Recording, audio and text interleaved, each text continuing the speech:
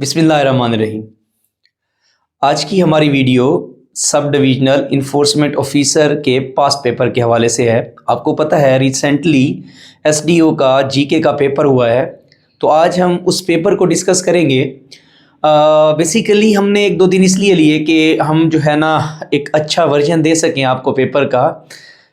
फिर भी एक दो क्वेश्चंस ऐसे हैं जो मुबहम रह गए हैं, तो वो आप अपने उसके मुताबिक उसको देख लीजिएगा पेपर के मुताबिक। तो आए मिलके एसडीओ पीरा के पेपर को डिस्कस करते हैं कि पास पेपर में किस तरह के सवालात उसने पूछे हुए थे।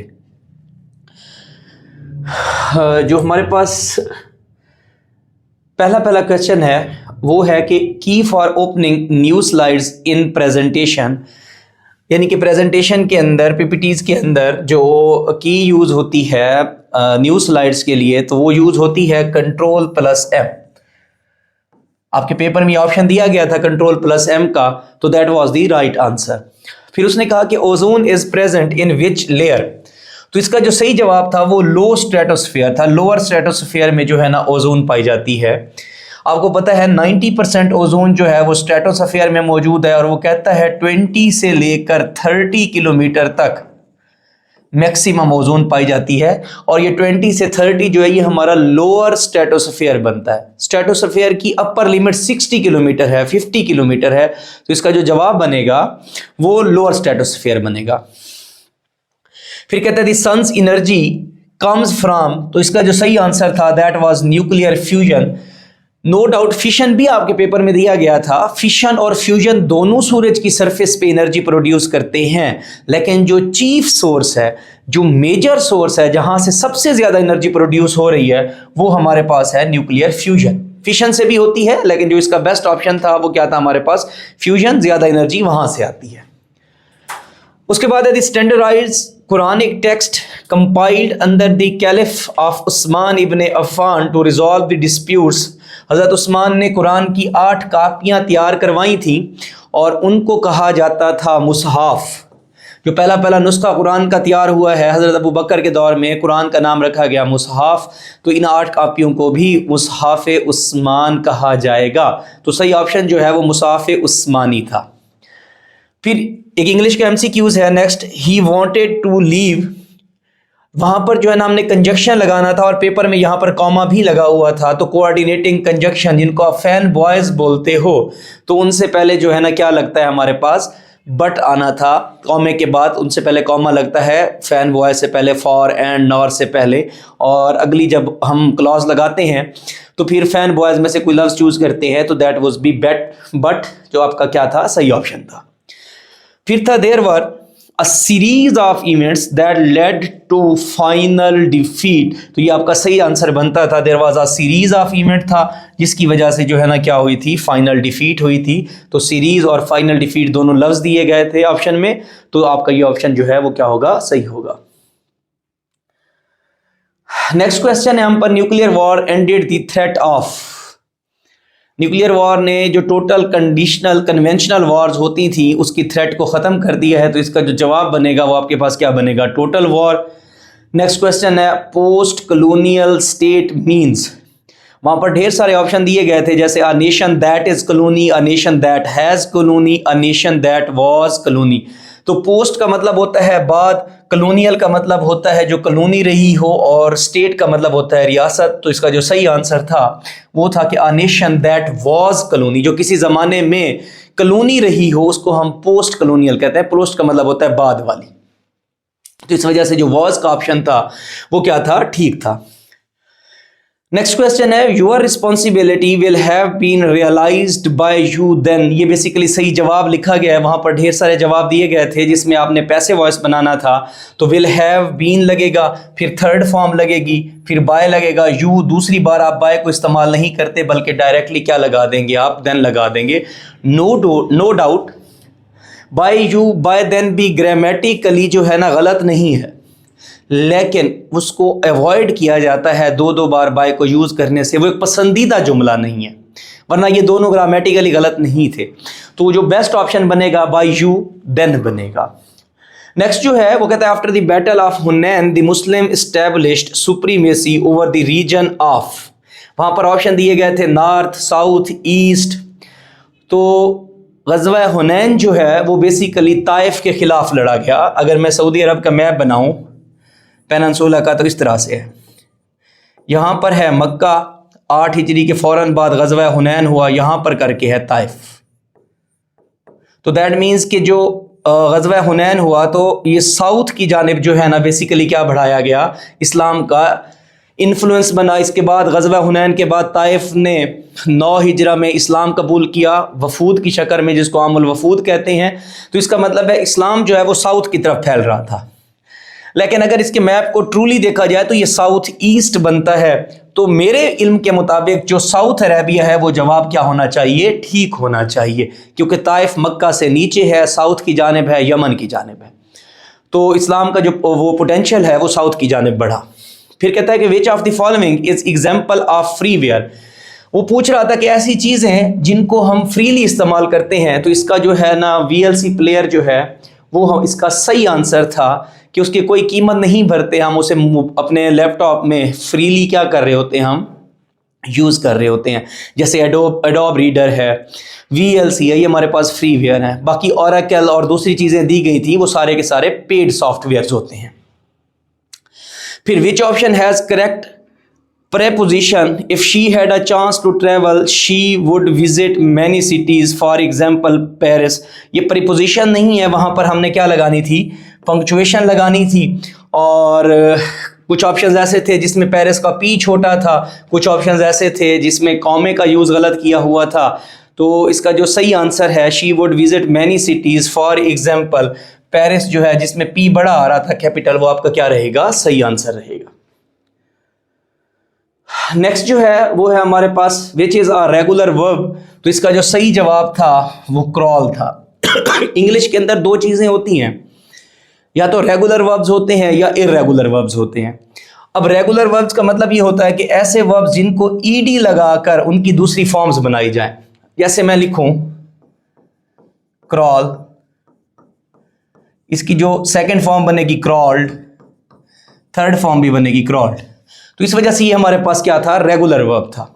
इर्रेगुलर वर्ब्स वो होते हैं जिनकी जब दूसरी फॉर्म्स बनाए तो ईडी ना लगे। जैसे मैं कहूं गो, वेंट, गॉन। अब गो, वेंट, गॉन हमारे पास इर्रेगुलर वर्ब है, तो ये तो हो नहीं सकते थे। बाकी जितने भी लफ्ज थे वो सारे के सारे इर्रेगुलर में आते थे। ये जो क्रॉल है ये हमारे पास क्या आता था, सिर्फ रेगुलर वर्ब्स में, क्योंकि इसकी जब दूसरी फॉर्म्स बनाते हैं तो हम उसके आगे ईडी लगाते हैं। तो इस वजह से क्रॉल जो है वो बेस्ट ऑप्शन था। कहता है कम वट में, जो कुछ हो जाए, I shall stay here till the end, end तक मैं यहां रहूंगा। ये भी पंक्चुएशन का सवाल था और यहां पर हमने क्या लगाना था, कॉमा लगाना था। दैट मीन्स कि come what may I shall stay here till the and इसका सही आंसर बनेगा। फिर कंप्यूटर का सवाल था कंडीशनल फॉर्मेटिंग। कहते हैं कंडीशनल फॉर्मेटिंग कैसे करते हैं, कहां से करते हैं। तो होम टैब, उसके बाद इस तरह से एरो लगा हुआ था और कंडीशनल फॉर्मेटिंग दिया हुआ था। तो आपका जो सही आंसर है वो होम टैब के बाद जो कंडीशनल फॉर्मेटिंग है आप उसको क्या करोगे, ऑप्ट करोगे। फिर कहता है कि paid suggestions because of USA impose tariff in Pakistan. वो कहता है जब यूएसए ने टैरिफ लगाए पाकिस्तान पे तो पाइड ने पाकिस्तान को क्या कहा कि यूएसए से जंग करें, यूएसए के खिलाफ टैरिफ लगा दें। तो उन्होंने जो मशवरा दिया, उन्होंने कहा था कि यूएसए के साथ डिप्लोमेटिक इंगेजमेंट्स करें, डिप्लोमेटिक निगोशिएशंस करें। तो डिप्लोमेटिक वाला जो आपका आंसर था वो क्या था, ठीक था। फिर जो है ना प्रीपोजिशन का सवाल था, he is true to his words आएगा, ट्रू टू होता है तो टू जो है वो आपका क्या था, सही आंसर था। वो कहता है AI told integrated with MS Word and MS Excel. ये सवाल यहाँ पर पूरा नहीं है, जिसमें दोनों चीज़ें MS वर्ड और MS Excel artificial intelligence use कर रहा होता है। तो उसके लिए जो हम चीज़ें यूज़ करते हैं वो को-पायलट होता है या माइक्रोसॉफ्ट 365 सूट होता है। तो आप उसके मुताबिक अपना आंसर देख लेंगे। आई थिंक ये ऑप्शन थे को-पायलट 365 या माइक्रोसॉफ्ट 365 का। तो उसके मुताबिक आपका जो जवाब है वो क्या होगा, दुरुस्त होगा।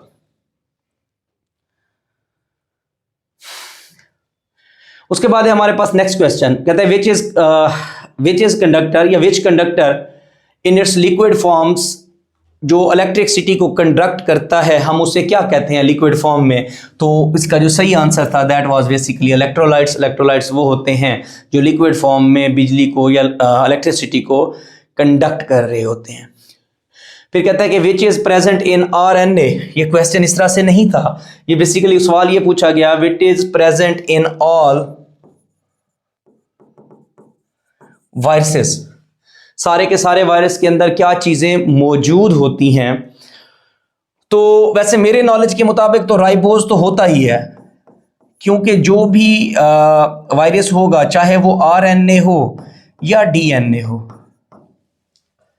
उन दोनों के अंदर राइबोज होगा, ribonucleic acid and deoxyribonucleic acid. हाँ, ऑक्सीजन रिमूव हो सकती है लेकिन राइबोज तो मौजूद है।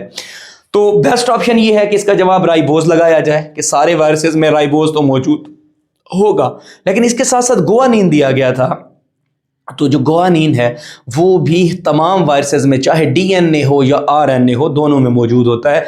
अब ये MCQs आप अपने हिसाब से देखिएगा, बेस्ट राइबोज भी है और गुआनिन भी, दोनों के अंदर क्या होता है, मौजूद होता है। नेक्स्ट जो है वो कहता है कि DeepMind is used to complex problem protein folding in MS Office, which tool is used to solve complex problems. उसके अंदर जितनी भी चीज़ें दी गई थी तो उनका जो आंसर है वो क्या बनता था, ऑल ऑफ दीज बनता था, जो इन प्रॉब्लम्स को सॉर्ट आउट करने के लिए यूज होते हैं।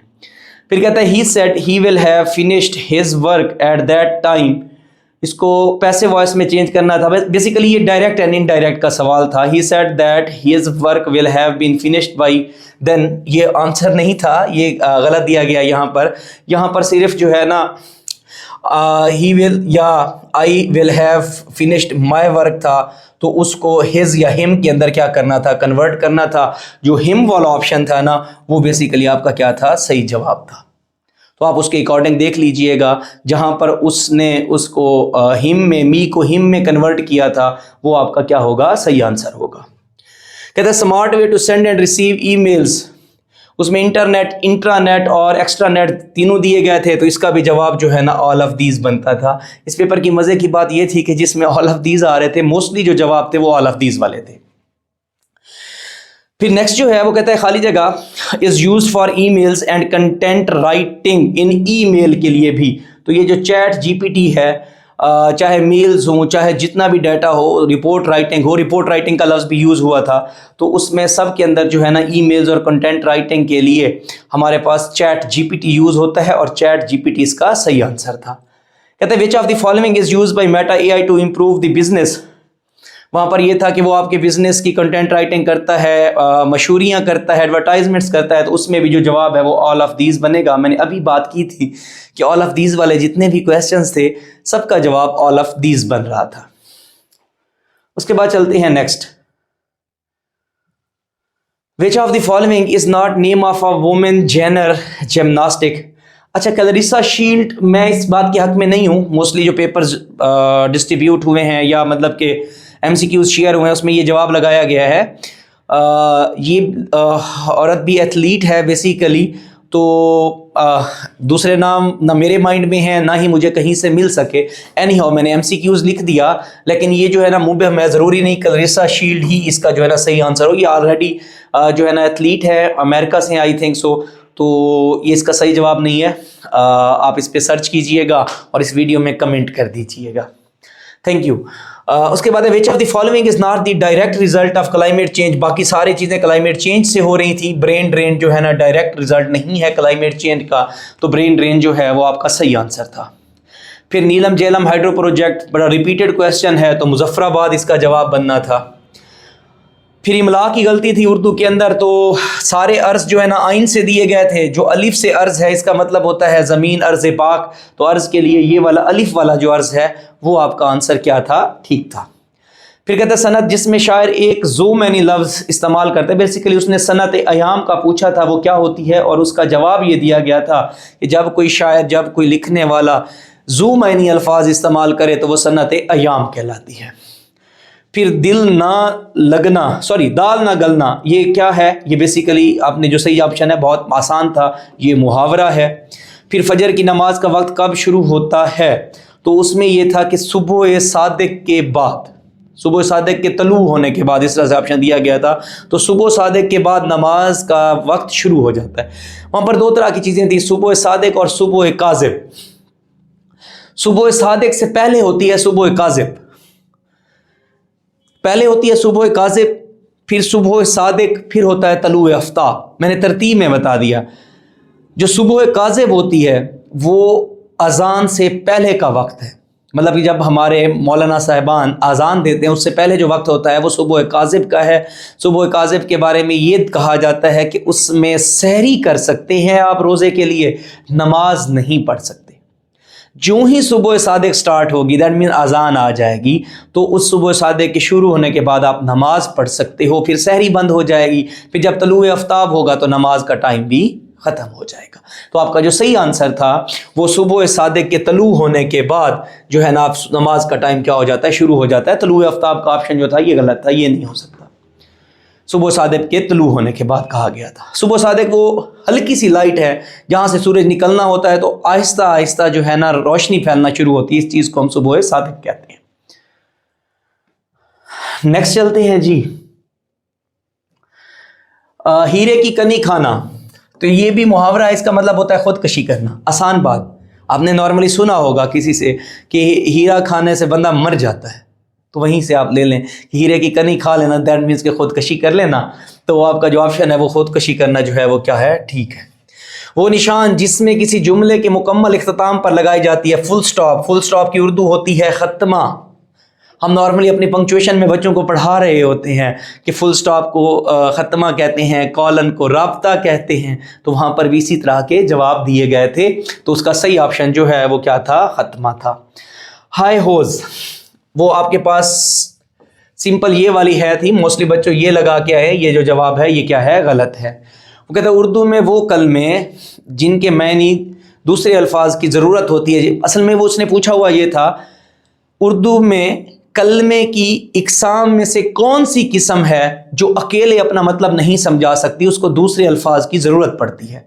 तो हरूफ जो हैं वो आपके पास क्या है, जैसे मैं कहूँ और हरूफ में आता है का, की, के वगैरह, ये सारे हरूफ में आते हैं। तो इनके अकेले तो कोई मतलब नहीं है। जब तक ये जुमले में दूसरे लफ्ज़ों के साथ इस्तेमाल नहीं होंगे तब तक इनका मतलब क्लियर नहीं होगा। तो ये जो हरूफ है ये क्या था, इसका सही जवाब था। दुरुस्त लफ्ज़ पूछा हुआ था, तो दो चीज़ों में कन्फ्यूजन रही होगी बच्चों को, नाराज़गी और नाराज़ी। नाराज़गी उर्दू में कोई लफ्ज़ नहीं होता, तो इसका जो सही आंसर था वो क्या था, नाराज़ी था। फिर उसके बाद जो है ना ये बेसिकली हमें क्या दिया गया, एक सवाल दिया गया है मैथमेटिक्स। सुनने में ये आया कि बहुत टफ थी मैथमेटिक्स, एनी हाउ ये आसान थे सवाल, इतने मुश्किल नहीं थे। अब जो है ना उसने ये सारा दिया कि 1 + 1/3 इंटू 1 + 1/4 इंटू 1 + 1/5 इंटू 1 + 1/6, फिर फिल इन दी ब्लैंक्स, और सारा कहा कि ये किसके बराबर होता है, ये पूछा हुआ था। अगर मैं इनको सॉल्व करूं तो देखें 3 इंटू 1 + 1/3 का मतलब ये है कि अगर मैं इसको सिंपल फॉर्म में फ्रैक्शन में लेकर आऊँ तो 3 जो है वो एलसीएम आ जाएगा, क्योंकि 1 के नीचे कुछ नहीं है तो 1 होगा। 3 पे 1 को डिवाइड करूँगा तो 3 ही आएगा, उस 3 को मल्टीप्लाई करूँगा 1 के साथ, प्लस 3 को 3 पे डिवाइड करूँगा, आंसर 1 आएगा, 1 को 1 से मल्टीप्लाई करूँगा तो 1। तो इसका मतलब है ये हमारे पास बनेगा 3 1s are 3 + 1 4/3। मैं इसको दोबारा समझा देता हूँ। मैंने कहा कि 1 + 1/3 को हल करने का तरीका ये है कि 1 के नीचे कुछ भी नहीं है तो अकेला 1 आएगा। 1 और 3 का एलसीएम लें तो 3 आएगा। इस 3 के ऊपर 1 को डिवाइड करेंगे, ये फ्रैक्शन को प्लस करने का तरीका होता है। 3 के ऊपर 1 को डिवाइड करेंगे तो जवाब फिर से 3 आएगा। उस 3 को इस 1 से मल्टीप्लाई करना है तो 3 1s are 3, प्लस 3 को 3 पे मल्टीप्लाई करेंगे, सॉरी डिवाइड करेंगे तो जवाब आएगा 1। 1 को 1 से मल्टीप्लाई करेंगे तो 1 आएगा। तो ये बनेगा 3 + 1 4/3। अब ये एक का मैंने तरीका सिखा दिया है, तो इसका मतलब है कि ये बनना इस तरह से है 4/3 bracket close into 4 1s are 4 + 1 5/4 bracket close, फिर ये 5 एलसीएम आ जाएगा, फिर 5 1s are 5 + 1 तो हमारे पास 6/5 आएगा, फिर से ब्रैकेट क्लोज, ये हमारे पास 7/6 आएगा, फिर से ब्रैकेट क्लोज, ये खाली जगह वाली है, फिर ये 49 एलसीएम आ गया, 49 को 1 से मल्टीप्लाई करेंगे 49 + 1 50/49। इसी तरह से 50 + 1 51/50। अब इस ब्रैकेट को हटाऊं तो ब्रैकेट हटाने का मतलब ये होता है कि देखें, ये मैं ब्रैकेट हटाता हूं तो ब्रैकेट हटाने का मतलब ये है कि इनके दरमियान में मल्टीप्लाई आ जाएगा, यानी कि 4/3 मल्टीप्लाई बाई 5/3। ब्रैकेट हटा दें तो ये भी मल्टीप्लाई में कन्वर्ट हो जाएगा, ये भी मल्टीप्लाई में कन्वर्ट हो जाएगा। तो कहते हैं इसको हल करते हैं। जब हम इसको हल करेंगे तो देखें 4 से 4 कैंसिल हो जाएगा, 6 से 6 कैंसिल हो जाएगा, और जो हमारे पास है 5 से 5 कैंसिल हो जाएगा। इसी तरह से जो है ना 7 1s are 7, 7 7s are 49 में कन्वर्ट हो जाएगा, और इसी तरह से 50 से जो है ना वो क्या हो जाएगा, 50 कैंसिल हो जाएगा। अब देखिए ऊपर वाली सारी चीज़ें क्या हो गई हैं, कैंसिल हो गई हैं, सिर्फ 51 बचा हुआ है, 51 डिवाइडेड बाई। अच्छा, ये हमारे पास जो है ना यहाँ पे 3 बचा हुआ है, और ये जो दरमियान में सीरीज़ है ये जैसे सारी चीज़ें पीछे से कटती जा रही थी, यहाँ पर भी 49 जो है ना आएगा, वो 49 से क्रॉस हो जाएगा, और ये हमारे पास एंड के ऊपर 51 ओवर क्या बच जाएगा, 3 बच जाएगा। जब हम उसे डिवाइड करेंगे तो हमारे पास जो आंसर आएगा वो क्या आएगा, 17, और जो 17 है वो हमारे पास क्या था, इसका सही आंसर था। उसके बाद नेक्स्ट क्वेश्चन पे चलते हैं। नेक्स्ट जो है वो दिया हुआ था कि क्वेश्चन नंबर 39 6 रेशो, मैं इस क्वेश्चन पेपर को जो है नेक्स्ट में कन्वर्ट कर देता हूँ, प्रपोर्शन 60:120, और ये पूछा हुआ था अकॉर्डिंग टू थ्योरम हमारे पास जो है ना प्रोडक्ट ऑफ मीन का मतलब है 60 मल्टीप्लाई बाई एक्स, दरमियान वाली जो दो वैल्यूज़ होती हैं is equal to product of extreme 6 multiply by 120 के बराबर हो जाएगा। 60 को हम जो है ना बेसिकली दोनों तरफ क्या कर देंगे, डिवाइड, क्योंकि हमने x की वैल्यू मालूम करनी है। ये 60 से 60 कैंसिल हो जाएगा, 0 से 0 कैंसिल हो जाएगा, 6 1s are 6, 6 2s are 12, 6 को 2 से मल्टीप्लाई करेंगे तो ये हमारे पास आ जाएगा 12। अगर इस तरह से नहीं करते आप तो 6 रेशो सवालिया निशान प्रोपोर्शन को इज इक्वल टू में कन्वर्ट कर दिया जाता है। एक ही बात होती है 60:120, तो इसका मतलब होता है 6/x इज इक्वल टू 60/120। तो हमारे पास जो है ना ये क्या बनेगा, 60x is equal to 6 multiply by 120, ये सेम आ रहे हैं, इसको हल करेंगे तो आपका जो आंसर है वो क्या आएगा, हमारे पास 12 आएगा। फिर क्वेश्चन नंबर 40 वो कहता है कि y is equal to x + 1 and into x + 6 then it will intercept axis at how many times. ये उस एक्सिस को कितनी बार जो है वो क्रॉस करेगा, वहां पर दिया हुआ था once, twice, thrice, 4th time, इस तरह के ऑप्शन दिए हुए थे। तो ये वंस नहीं करेगा बल्कि ये थ्राइस जो है इसका सही जवाब था कि ये 3 बार जो है ना इंटरसेप्ट करेगा। वो इस तरह से है कि अगर ये जो है ना बेसिकली हमारे पास y एक्सिस पे इंटरसेप्ट करता है तो x जो है वो हमारे पास 0 हो जाएगा। अब अगर x की वैल्यू यहां पर मैं 0 पुट करूं, y is equal to 0 + 1 into x की जगह 0 + 6, तो 1 इंटू 6, तो इसका इज इक्वल टू 6, यानी कि y को ये पॉजिटिव 6 के ऊपर जाकर क्या करेगा, इंटरप्रेट, ये एक टाइम हो गया। और अगर ये x के ऊपर इंटरसेप्ट करे तो हमारे पास y जो है वो क्या हो जाएगा, 0 हो जाएगा। तो y is equal to x + 1 is equal to x + 6, तो y जो है ना 0 हो जाएगा, is equal to x + 1 into x + 6।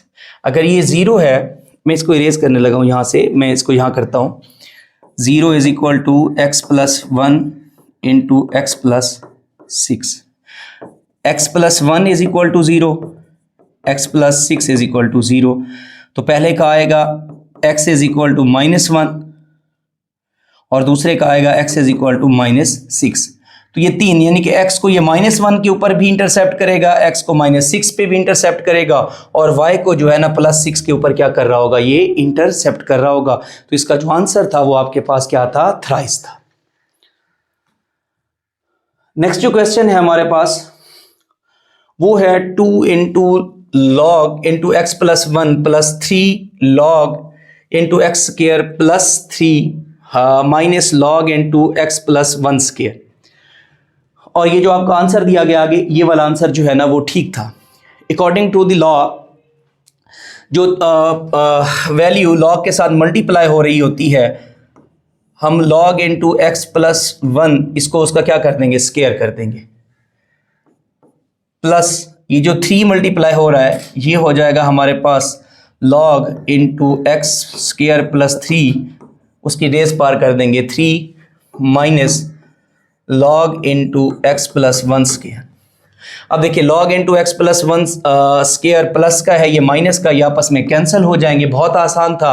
तो इसका जो आंसर बनेगा log into x square plus 3, x square plus 3 और होल की पार जो है वो 3 बनेगी। यही जो है ना पेपर के अंदर क्या दिया गया था, ऑप्शन। तो ये आपका जो है ना क्या बनेगा, राइट आंसर बनेगा। नेक्स्ट जो क्वेश्चन है वो कहता है Veronica has a bank account that earns m% interest compounded annually if she opened the account with $200. The expression a is equal to 200 into x par t dollars represents the amount in the amount after t years. कहता है which of the following gives in terms of m, मुझे terms of m में जो है ना आपने क्या बताना है, उसकी आंसर देना है। अगर मैं जनरल एक्सप्रेशन लिखूं इंटरेस्ट का तो हमारे पास बनता है a is equal to p into 1 plus r raise to power t, जितने टाइम के लिए वो कंपाउंड किया गया है। अगर इसके अंदर मैं वैल्यूज़ पुट करूं, कहता है हमारे पास जो प्रिंसिपल अमाउंट है वो कितनी है, $200 और 1 प्लस जो उसको रेट लगा है इंटरेस्ट का वो लगा है m%। m% का मतलब होता है m/100 ओवर t। अब इसको अगर हम सॉर्ट आउट करें 200 इंटू 1 प्लस, अगर m को ऊपर 100 को हम जो है ना डिवाइड करेंगे तो 0.01 m आएगा हमारे पास और t।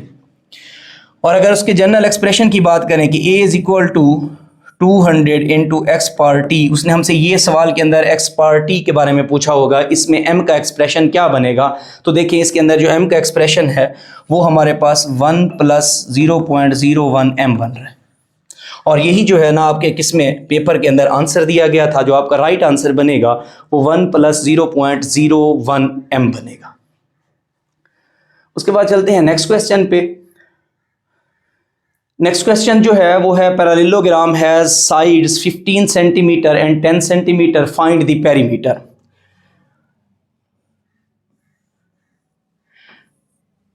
पैरेललोग्राम की शक्ल जरा इस तरह से बनती है और जो रेक्टेंगल होता है वो स्ट्रेट होता है, स्क्वायर जो है वो हर साइड से क्या होता है, बराबर होता है। इनके पेरीमीटर मालूम करने का फार्मूला सेम है तीनों चीज़ों का। वो कहता है इसकी एक साइड 15 सेंटीमीटर है, दूसरी जो है 10 सेंटीमीटर है। अब पेरीमीटर जो बोलते हैं ना इहाते को बोलते हैं। सेफर उसकी साइड ये जो है ना मैं इसको कहता हूँ लेंथ, प्लस ये वाली साइड जो है ना विड्थ। दोबारा से लेंथ को जो है ना हम जमा करेंगे, दोबारा से जो है ना विड्थ को क्या करेंगे, जमा करेंगे। चाहे ये फार्मूला लगाए या 2 multiply by length plus 2 multiply by आप विड्थ वाला फार्मूला लगाएं, या 2 को कॉमन ले लें तो लेंथ प्लस विड्थ कर लें। आपकी अपनी मर्जी है, जो भी फार्मूला आप इसके ऊपर क्या करते हो, अप्लाई करते हो। अब हम इसके अंदर वैल्यूज़ पुट करते हैं। 2 इंटू लेंथ कितनी है, 15 सेंटीमीटर है, प्लस विड्थ कितनी है 10, 10 प्लस 15 हो जाएगा 25 मल्टीप्लाई बाई 2। तो आपका जो सही आंसर था वो क्या था, 50 सेंटीमीटर था। जो आपका सही आंसर था वो क्या था, हमारे पास 50 सेंटीमीटर था। फिर उसने सवाल दिया हुआ था convert 90 kilometre per hour into centimetre पर मिनट। तो ये भी बहुत आसान था। 90 किलोमीटर, किलोमीटर में कितने मीटर होते हैं, 1000 मीटर्स होते हैं, तो 1000 से मल्टीप्लाई कर देंगे। और 1 मीटर के अंदर कितने सेंटीमीटर होते हैं, 100, तो 100 से मल्टीप्लाई कर देंगे, डिवाइड कर देंगे 1 घंटे के अंदर कितने मिनट होते हैं, 60 मिनट। जब हम इसको कैलकुलेट करेंगे 0 से 0 कैंसिल हो जाएगा, 2 3 जार 6, 2 3 जार हमारे पास क्या हो जाएगा 6 हो जाएगा, या 3 2 जार मैं कर देता हूँ 6, 3 3 जार 9 और एक 0 वैसे लगा दूंगा। उसके बाद 2 1 जार 2, 15 2 जार 30 होता है। 15 को जब मैं 1000 से मल्टीप्लाई करूंगा तो हमारे पास बनेगा 15,010 ये है, तो 15 के बाद कितने ज़ीरो बढ़ेंगे, 1 2 3 4, और हमारे पास जवाब आएगा सेंटीमीटर पर मिनट। तो हमारे पास वहाँ पर 1.5 लाख सेंटीमीटर पर मिनट आंसर दिया हुआ था, जो कि आपका सही जवाब बनेगा। उसके बाद था कि area of equilateral triangle is under root 243/16, find the length of the side of the triangle. Equilateral triangle इस तरह से बनती है। हमारे पास दो तरह की ट्राइंगल्स होती हैं, एक ये राइट एंगल ट्राइंगल है और दूसरी इक्विलेटरल है। इसको कैलकुलेट करना तो आसान है, इसका एरिया पूछे तो 1/2 बेस मल्टीप्लाई बाई हाइट होता है। लेकिन इसके लिए फार्मूला चेंज है। इक्विलेटरल ट्राइंगल का फार्मूला ये होता है कि area is equal to 3/4 multiply by s square, जो उसकी साइड्स होती हैं, ये वाली जो साइड्स हैं, ये जो है ना, इनको हम लिखते हैं एस स्क्वायर से। साइड को मैंने एस से रिप्रेजेंट कर दिया। अब ये जो एस स्क्वायर है वो यही हमसे पूछ रहा है कि मुझे साइड्स बताएं, उसका एरिया दिया गया है। एरिया जो उसने दिया 243/16 is equal to 3/4 multiply by s square, क्योंकि उसने हमसे साइड पूछी हुई है। अगर मैं इसको कैलकुलेट करूं 243 को, तो 81 को अगर मैं 3 से मल्टीप्लाई करूं तो मेरे पास 243 बनता है, दोनों अंडर रूट आ जाएंगे, और 16 जो है 4 multiply by 4 is equal to 3/4 multiply by s square. अब देखें 81 को मैं अंडर रूट में ले लेता हूं, मल्टीप्लाई बाई 3/रूट में, इसको इस तरह से अलग अलग लिख सकता हूं, ओवर 4 मल्टीप्लाई बाई 4। अब ये 3/4 वहां पर जो है ना मल्टीप्लाई हो रहे थे, जब मैं इसको इज इक्वल टू के इधर ले आऊंगा तो ये उलट जाएंगे, 4 ऊपर आ जाएगा, 3/रूट नीचे आ जाएगा। इस √3 से ये वाला कैंसिल हो जाएगा, 4 से जो है ना 4 कैंसिल हो जाएगा, और 81 का जो अंडर रूट है वो हमारे पास 9 बनता है, 9 9 81, और नीचे जो है हमारे पास क्या आ जाएगा, बेसिकली 4 आ जाएगा। नीचे क्या आ जाएगा, 4। 9/4 is equal to s square. अब जब हमने स्क्वायर को खत्म करना है, फिर हम दोनों तरफ दोबारा से अंडर रूट लेंगे। अब स्क्वायर से अंडर रूट खत्म, 9 का अंडर रूट जो है वो हमारे पास 3 बनता है, 4 का जो अंडर रूट है वो क्या बनता है, 2। तो जो आपका सही आंसर है वो क्या बनेगा आपके पास, 3/2, जो कि आपके पेपर में दिया गया था। उसके बाद चलते हैं नेक्स्ट क्वेश्चन के ऊपर। नेक्स्ट क्वेश्चन में वो कहता है कि 2 poles are in straight position of the length 5 metre and 12 metre. मैं बना देता हूं, मैं इसको ऊपर हल करने लगा हूं। यहां पे सेफर वो कहता है कि ये 2 पोल हैं, एक की जो हाइट है वो 5 मीटर है, जो मैंने बड़ा बनाया है उसकी जो है वो 12 मीटर है। कहता है डिस्टेंस बिटवीन द बेस, यानी कि ये जो इनकी बेस बन रही है, ये इनके दरमियान जो फासला है ये सेंटीमीटर दिया गया, ये भी 7 मीटर है। कहते हैं find distance between the top, यानी कि एक की टॉप से लेकर दूसरे की टॉप तक का फासला मालूम करके दें मुझे, ये वाला। अब इसको कैलकुलेट करने के लिए जरूरी है मैं यहां पर एक ट्रायंगल बनाऊं। अब अगर यहां से लेकर फासला यहां तक 7 मीटर है, तो यहां से लेकर यहां तक फासला भी 7 मीटर है। अब अगर यहां से लेकर यहां तक फासला जो है वो 12 मीटर है, मुझे इसकी ये परपेंडिकुलर मालूम करनी है कितनी है, ताकि मैं ये वाला हाइपोटेन्यूज या फासला मालूम कर सकूं। तो 12 में से ये जो हिस्सा है ये वाला मैं माइनस करूंगा, 12 में से 5 को माइनस करूं तो मेरे पास जो है ना क्या बचेगा, 7 बचेगा।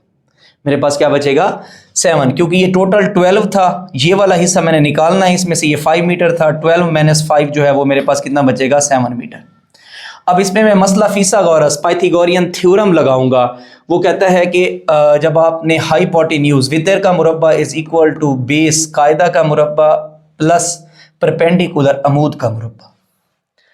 अब ये h square is equal to base जो है वो हमारे पास 7 है, 7 का स्क्वायर प्लस परपेंडिकुलर जो है वो भी 7 है, 7 का square, 49 plus 49 is equal to h square is equal to 98।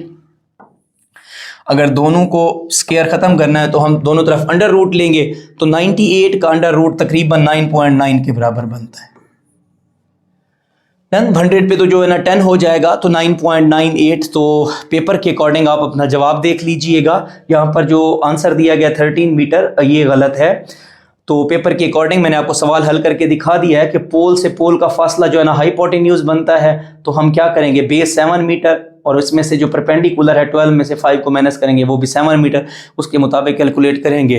कहीं 9.9 या 10 आंसर था, तो आपका जो जवाब होगा वो क्या होगा, ठीक होगा। नेक्स्ट क्वेश्चन पे चलते हैं। नेक्स्ट क्वेश्चन जो है वो कहता है कि बेसिकली 2 + 2 स्क्वायर ओवर जो है ना 2, उसका जवाब जो है हमारे पास 8 आता है। अगले को हल करते हैं तो 18 आता है, उसको हल करते हैं तो हमारे पास 32 आता है। और कहता है कि फाइंड दी 7th वैल्यू, जो 7th वैल्यू है वो जो है ना मुझे मालूम करके दें। अब अगर इस क्वेश्चन को मैं generally on a common sense देखूं तो इसके अंदर जो डिफरेंस बन रहा है ना, 8 + 10 18, 18 + 14 32। तो इसका मतलब है हर बार वो 10 के बाद 4 का जो है ना फर्क डाल रहा है। तो इसके बाद जो है ना 14 के बाद जो है ना वो ऐड करेगा 18 को, 18 के बाद जो है ना वो ऐड करेगा 22 को, इसके अंदर 22 के बाद जो है ना वो ऐड करेगा 26 को। और इस तरह से अगर वैल्यूज़ को ये मैं जमा करता जाऊं 4 के फ़र्क से, यानी कि 14 के बाद 18, 18 के बाद 22, 22 के बाद 26, 26 के बाद 30, और मेरे पास जो 7th वैल्यू निकलेगी वो कितनी निकलेगी, 128 निकलेगी। या इसको मैं जो है ना फार्मूले से हल कर लेता हूं, a × n = 2 × n²। अब n स्क्वायर के अंदर जो है ना बेसिकली ये जो वैल्यूज़ होती हैं वो हमने क्या करनी होती हैं, मालूम करनी होती हैं। तो a की जगह 2 × n की जगह जो बेसिक वैल्यू है हमारे पास कितनी है, 8 है। 8 का जो है ना हम क्या लेंगे, स्क्वायर लेंगे, और जो वैल्यू है वो 7th होगी। ये बनेगा हमारे पास 64 × 2, तो 128 आंसर बनेगा। आपकी अपनी मर्जी है, आप इसको कॉमन सेंस पे कर लो या जो है ना आप इसको फार्मूला लगा कर लो। तो 128 जो है वो क्या बनेगी, 7th वैल्यू बनेगी। और ये 4 के डिफरेंस से उनको प्रॉपरली ऐड करता जा रहा था। फिर जो है ना उसने सवाल दिया हुआ था sin theta + cos theta = sin theta - cos theta = 4/5। और वो कहता है tan स्क्वायर थीटा, ये स्क्वायर है, +1 और tan स्क्वायर थीटा -1 किसके बराबर होगा। पहले तो हम इसको हल करते हैं। sin थीटा + cos थीटा अगर है तो इसको हम क्रॉस मल्टीप्लाई कर लेते हैं। जब हम इसको क्रॉस मल्टीप्लाई करेंगे 5 × sin theta + cos theta = 4 × sin theta - cos theta.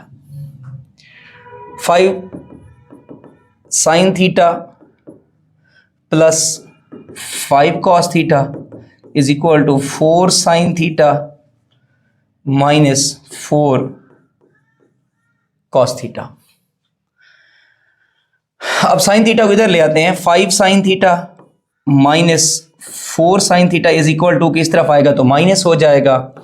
ये है -4 cos थीटा, 5 को उधर ले जाएंगे तो -5 cos थीटा।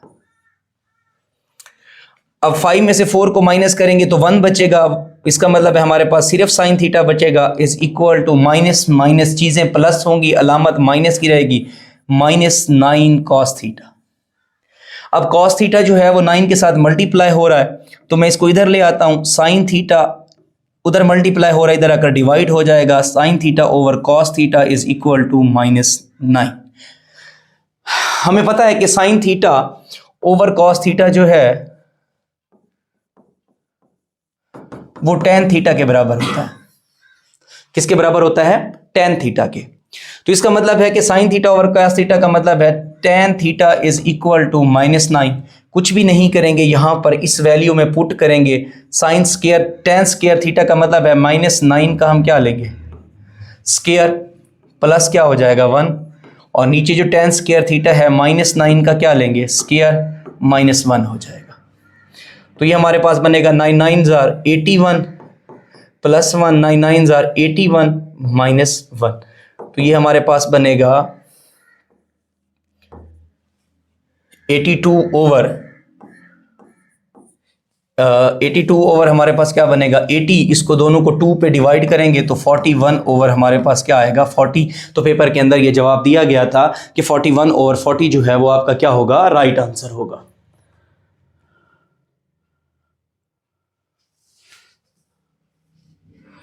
सॉरी।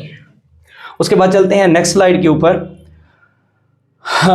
वैसे ये राना साहब ने उस दिन आपसे डिस्कस कर दिया है, इसको एक बार थोड़ा सा गो थ्रू कर लेते हैं।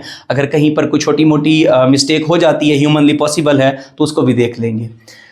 नेक्स्ट जो क्वेश्चन है वो कहता है कि बनी इसराइल का आखिरी नबी कौन थे? तो हज़रत ईसा अलैहिस्सलाम जो है ना वो लास्ट नबी भेजे गए थे बनी इसराइल की तरफ, जिनको उन्होंने झुटलाया था और वहाँ से क्रिश्चियनिटी का आगाज़ हुआ।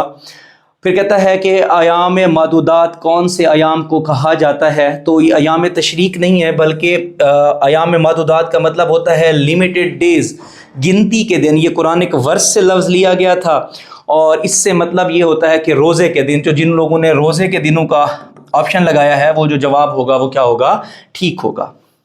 According to statistic 2024 poverty rate जो है पाकिस्तान के अंदर वो 40% है। वैसे तो 42 और 44% का फिगर दिया है वर्ल्ड बैंक ने, लेकिन जो है 40% क्योंकि आपके पेपर में था तो 40% जो है इसका क्या है, सही जवाब है। ये बड़ा मशहूर MCQs है। सिटी ऑफ 1000 लेक्स, तो ये हमारे पास क्या आएगा, फिनलैंड आएगा। ऑपरेशन जिब्राल्टर का पूछा गया था, जिसके फ़ौरन बाद 1965 की वॉर हुई थी, तो 1965 इसका क्या था, सही आंसर था। Pak China border agreement was sign in, वैसे इसका सही जवाब तो 1963 है। पेपर के अंदर जो जवाब दिया गया था 1962 और नन ऑफ दीज भी मौजूद नहीं था, तो इसका मतलब है जो 1962 है, जिन बच्चों ने वो लगाया है तो उनका जवाब ठीक होगा। फिर रॉकी माउंटेन्स के बारे में पूछा गया था, तो रॉकी माउंटेन्स नॉर्थ अमेरिका में मौजूद है, तो नॉर्थ अमेरिका इसका सही जवाब बनेगा। पाकिस्तान का पॉपुलेशन वाइज नंबर पूछा गया था, क्योंकि ये स्टैट रिवाइज हुए हैं, पहले पाकिस्तान 6ठे नंबर पे होता था, अब पाकिस्तान जो है वो 5वें नंबर पर है आबादी के हवाले से। नेक्स्ट जो क्वेश्चन है वो कहता है कि साद बिन अबी वकास ने कौन सा इलाका फतह किया? इन्हें फतह है बेसिकली फारिस भी कहा जाता है, फाते फारिस। तो पर्शिया, साद बिन अबी वकास ने 2 एक्सपेडिशन जो है ना क्या की हैं, पर्शिया की तरफ की हैं। पहले एक्सपेडिशन में इराक को फतह किया, फिर पूरे ईरान को फतह किया, क्योंकि इराक भी ईरानियन ससनाइड एम्पायर्स में आता था, तो इस वजह से फाते जो ईरान है वो साद बिन अबी वकास है। अमर बिन इब्न अल-आस भी था, वो फाते मिस्र है, मिस्र का भी जवाब दिया हुआ था। तो पर्शिया जिन लोगों ने लगाया उनका जवाब ठीक है। 14th प्रेसिडेंट का पूछा गया था, तो आसिफ अली जरदारी साहब जो मौजूदा हैं हमारे 14वें प्रेसिडेंट हैं। फिर मैक्सिमम जोन में माइक्रोसॉफ्ट PPT के अंदर 400% जो है, इसका आंसर क्या था, ठीक था। ये भी रिपीटेड क्वेश्चन है कि कीर्थर की पहाड़ियाँ किन 2 सूबों को अलग करती हैं? वैसे तो कीर्थर सिंध में है, लेकिन ये बॉर्डर पे हैं, सिंध और बलूचिस्तान को क्या करती हैं, जुदा करती हैं। सिंध और बलूचिस्तान इसका सही जवाब था। फिर जो है ना सौर रेंज के बारे में पूछा हुआ था, ये बलूचिस्तान में कोयटा के करीब है और बिटोमिनस जो कोयल है उसके ज़खायर मौजूद हैं इसमें, तो कोल जो है वो इसका सही जवाब था। उसके बाद टीबिया और फेबुला का पूछा हुआ था कि ये कहाँ पर होती हैं? तो टीबिया और फेबुला जो हैं वो क्या होती हैं, हमारे हाइंड लिम्ब में, जो हमारी सबसे बड़ी हड्डी है फीमर के बाद टीबिया एंड फेबुला। हमारी टांगों के अंदर टीबिया, फेबुला और फीमर होती हैं, बाजू के अंदर ह्यूमरस, रेडियस और अल्ना। तो इसका जो सही जवाब था वो हाइंड लिम्ब था। फिर होम्योस्टेसिस का पूछा गया था कि होम्योस्टेसिस जो है ना वो मैकेनिज्म है, प्रोसेस है जो हमारी बॉडी के इंटरनल सिस्टम को बैलेंस्ड रखता है। इंटरनल सिस्टम से मुराद ये है कि हमारे टेम्परेचर को, हमारे अंदर जो बेसिकली वाटर का बैलेंस है वो बराबर रखता है, तो उसको हम होम्योस्टेसिस बोलते हैं। नेक्स्ट जो था वो हैपनिंग आफ्टर डेथ, पॉस्थुमस। आप नॉर्मली सुनते हैं लोगों को पॉस्थुमस इनामात भी दिए जाते हैं, यानी कि मरने के बाद जो इनाम दिया जाए या कोई भी काम किया जाए उसको पॉस्थुमस कहा जाता है। फिर चपकलिश का पूछा हुआ था, इसका मतलब इसका सही आंसर झगड़ा था। डेसिफर का मतलब ये होता है कि किसी चीज़ को इंटरप्रेट करना। जैसे मैं आपका पेपर डेसिफर कर रहा हूँ, आपको एक्सप्लेन कर रहा हूँ, तो उसका एंटोनाइम पूछा गया था, तो मिस इंटरप्रेट। तो मिस इंटरप्रेट जो है इसका सही जवाब था। गासबाना का मतलब होता है किसी चीज़ के ऊपर कब्जा कर लेना, नाजायज़ इम्बेजल कर लेना, तो वहाँ पर जो आपका सही आंसर था वो यूसरपेशन था। बहुत सारे बच्चे एग्रेशन लगा के आए हैं, तो एग्रेशन का मतलब गुस्सा होता है, गासबाना का मतलब गुस्सा नहीं होता, इसका मतलब होता है गसब कर लेना, चीज़ों के ऊपर कब्जा कर लेना। फिर मानसून का पूछा हुआ था, तो रिवर्सल सीजनल विंड्स जो फ्लो करती हैं हम उन्हें क्या कहते हैं, बेसिकली मूनसून कहते हैं। जैसे बे ऑफ बंगाल से हवाएं हिमालय पे जाती हैं, हिमालय से टकरा कर जब वापस आती हैं, रिवर्स आती हैं, तो इंडिया पाकिस्तान में बारिशें बरसाती हैं, तो इस वजह से रिवर्सल सीजनल विंड्स को मूनसून कहते हैं। कहता है कि 2020 Pakistan conduct surface to surface ballistic missile का एक्सपेरिमेंट किया, तो कौन सा था, तो गजनवी ही बेसिकली उसके अंदर ऑप्शन था। बाकी जितने भी दिए गए थे वो मोस्टली मिसाइल हैं ही नहीं जो आपके ऑप्शन में दिए गए थे, तो गजनवी इसका सही आंसर था। इन 2025 Pakistan conduct military drills with which country, तो इसका जो सही आंसर था वो हमारे पास क्या था, मोरक्को था। फिर एक क्वेश्चन पूछा हुआ था PCC in agriculture stands for, वैसे एग्रीकल्चर के बारे में नहीं, वैसे पूछा हुआ था PCC stands for Pakistan central cotton committee 1948, तो ये जो है पाकिस्तान सेंट्रल कॉटन कमेटी, इसका जो है वो क्या था, सही आंसर था। फिर व्हाट ऑल वायरसेस कंटेन, इसको हम एक्सप्लेन कर चुके हैं, ग्वानिन और राइबोज ये दोनों मौजूद होते हैं वायरसेस, तमाम वायरसेस के अंदर, तो इसका जवाब आप अपने अकॉर्डिंग ही देखेंगे या पीपीएससी की डिसाइड करेगी कि आंसर कौन सा ठीक है। फिर है POA stands for Pakistan Olympic Association, इसका सही आंसर बनेगा। फिर एनालॉजी दी गई थी, myna bird, myna mean bird is the same analogy as terrapin, terrapin जो है ना वो टर्टल की एक सब टाइप है, तो इसका जो सही आंसर था वो हमारे पास क्या बनेगा, टर्टल। अमीन उल उम्मत, बड़ा रिपीटेड क्वेश्चन, अबू उबैदा बिन जर्राह, इसका सही आंसर था। स्टडी ऑफ एनिमल बिहेवियर, तो इथोलॉजी जो है ना बेसिकली इसका सही आंसर है। कुछ बच्चों ने गलती से इथिकोलॉजी, चलो मैं वो बताता जाऊं कहीं नेक्स्ट आ जाए। इथिकोलॉजी एथिक्स से है, एथिक्स और मोरालिटी को अगर पढ़ेंगे तो एथिकोलॉजी कहलाएगी, अगर जानवरों के बिहेवियर को पढ़ेंगे तो इथोलॉजी कहलाएगी। फिर कराची चमन हाईवे का पूछा हुआ था, तो वो N25 इसका सही आंसर है। कहता है कि बनु उमैया की जो है ना फाउंडेशन किसने रखी, तो हज़रत अमीर मुआविया जो हैं उन्होंने बेसिकली क्या की थी, उमैयाद कैलिफ की बुनियाद रखी थी। फिर नंबर ऑफ वेव्स पासिंग पर सेकंड, मतलब कि किसी भी एक पॉइंट से जितनी वेव्स गुजर रही होती हैं, सिफर 2 गुजर रही हैं, 3 गुजर रही हैं, तो उस चीज़ को हम क्या बोलते हैं, फ्रीक्वेंसी बोलते हैं। इसको थोड़ा सा स्पीडली इसलिए भी कर रहा हूँ क्योंकि ये राना साहब आपसे डिस्कस कर चुके हैं, तो हम एक बस क्विक गो थ्रू कर रहे हैं ताकि एक ही वीडियो में एक पेपर भी जमा हो जाए और कुछ चीज़ें रिवाइज होने वाली हैं तो वो भी हो जाए। फिर क्या आ गया कि which is the great wall of the Sindh, तो हमारे पास जो रानीकोट फोर्ट है वो बेसिकली क्या था, हमारे पास ग्रेट वॉल ऑफ सिंध कहलाता है और उसकी लेंथ जो है वो 32 से लेकर 35 किलोमीटर्स है। वैसे ये ऑप्शन नहीं था, ये तो हमने एडिशनल इन्फॉर्मेशन शेयर की है। रानीकोट फोर्ट जो है वो बेसिकली क्या कहलाता है, ग्रेट वॉल ऑफ सिंध कहलाता है। फिर मौज़तैन, ये भी रिपीटेड क्वेश्चन है, उसने सिर्फ इतना पूछा हुआ था कि मौज़तैन किसको कहते हैं, उसका जो सही आंसर था 2 सूराज इन कुरान, कुरान की 2 सूरत को जो है ना मौज़तैन कहते हैं। और सूरत अल फलक और सूरत अन्नास जो है ये क्या कहलाती हैं, मौज़तैन कहलाती हैं। The name of stock exchange of Pakistan, तो पाकिस्तान स्टॉक एक्सचेंज जो है ना उसका नाम है formed by the integration of Karachi, Lahore and Islamabad. वैसे उसमें नन ऑफ दीज भी था कि कराची स्टॉक एक्सचेंज को भी पाकिस्तान की एक्सचेंज कहा जाता है, लेकिन मेरे मुताबिक इसका जवाब नन ऑफ दीज बनेगा, पाकिस्तान स्टॉक एक्सचेंज उसका नाम होना चाहिए। बाकी आप अपने एमसीक्यूज़ के मुताबिक इसको ठीक कीजिएगा। फिर उसने हेडक्वार्टर ऑफ IMF पूछा, तो ये वाशिंगटन DC के अंदर है। फिर कहता है कि इमेज के अनवांटेड पार्ट को रिमूव करेंगे, तो नो डाउट क्रॉपिंग, बहुत आसान है।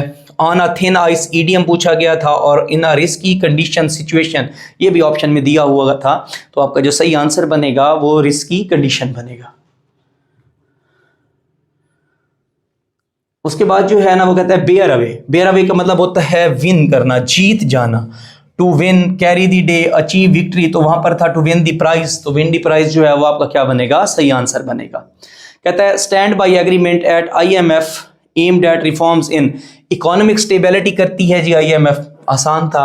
पाकिस्तान किसका मेंबर नहीं है, सार्क दिया हुआ था, OIC दिया हुआ था, ECO दिया हुआ था, तो जो आसियान है पाकिस्तान आसियान का हिस्सा नहीं है।